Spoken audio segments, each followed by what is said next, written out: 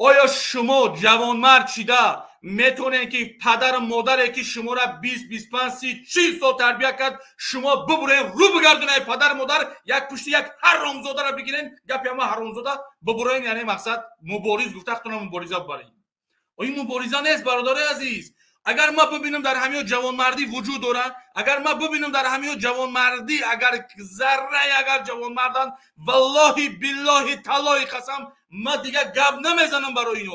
اینو را هدفشون نیتشون فقط برای قنچقای زناشون برای قنچقای دختراشون پول جمع کردن یگم چیز نیست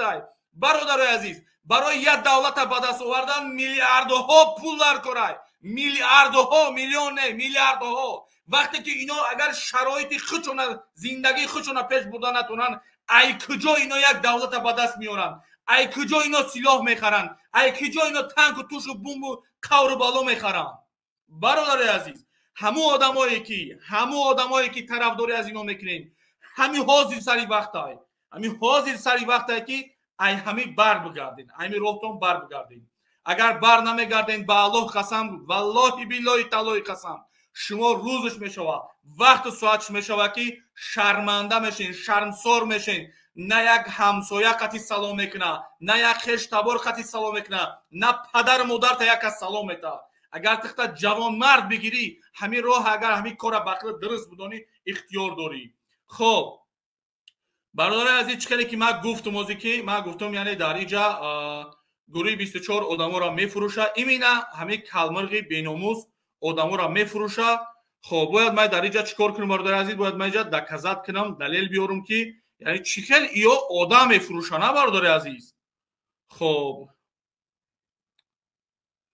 برادر عزیز والله قسم ما با شما میگم ما برادر عزیز یگم تای شما دا من یگم خصومت ندارم یگم وای ندارم ما گپ میزنم با دکزات گپ میزنم ایو چلاناتو میبرویند به غرض تهمت والله قسم یگم گپ ندارن یگم گپ من دکزات میکنم که حسین اشرف چی خیلی که دکزات کرده بودم و کرده سم و حاضر میکنم دکزات که حسین اشرف آدم‌ها را چخیل فروخته سای ای ایمین اول کو با نام پروردگار چند آدم کپیدن مقام کرد نگاه کنید گوش کنید وارکنه اینا زنتا نشون میده دختر تا خب متوجه باشین متوجه هم دختر نه نام آدم را نشون میده نگاه ببینید خب من نمیدونم این فوکوسی خب فوکوس شاید کار معلوم نیست یک لحظه وزیر خب بازی توق نمیشه میبینه نه اینا برادر میبینه این سوزکو را میبینه نه به حد اینا همش اینا برادر اینا ما صاحبشینی رو لک شدگی نیستم یا مردم گوش کردگی نیستم اینا ببینین خب این دیگه همین خیلی رفتم بگیرم چند تا میشه و تو که رو خوی نکنی و سوزه گم نمیشه اینا تمام شوی نداشته بز کی بودای آدمو را کی فروخته سای بعد نگاه کنین برادر عزیز با تروریستی دعوت کرده سای برادرای که ندیدن یه بار دیگه ببینین چی خیل این پدنالتا در تمام جا دست دارن این همه مهاجرایی که امروز میبروین میخوان زن و فرزندشون بخورن بپوشونن این پدنالتا ای رحم میزنن ببینین با چی راه بردیانشون ببینین توجیه که نه میوین خلاصه خونگرمن من میگم قربان اینو باشم اینو ای کاش که برای من در تنش مینه را ببنده در درون یک پرد بده در درون وطن در پیش نمون اولاد رحمانوف یخچون تیت پیت کنن بکفونن بگم که آفرین تون همین کارا بکنه شما به خاطر الله و به خاطر قرآن و به خاطر رسول و به خاطر فوز تو ورع بالکعبه زبان عربی را در پاکستان ای کودکیم 13 سالگیمون خوندیم یا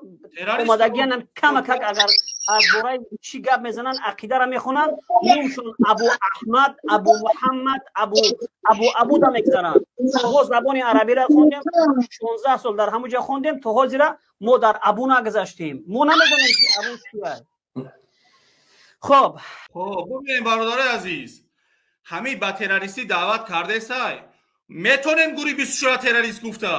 میلیون فایز میلیارد فایز تروریستن اینو من میگم که تو چی تروریستی کردین؟ او با تروریستی دعوت کرده سای نخود مسلمان خچبرا بکفونا او نخود مسلمان برادر مسلمان شبگه که برا خطاب بکفون. ای مردنت بی، ای بی ناموس مردنت بی، ای دایوس مردنت بی، ای خدا زده، ای کلمر حسین کلمر، ای بی ناموس تو بیا زن و فرزند تا اوهال شبین. زن و فرزنده که تو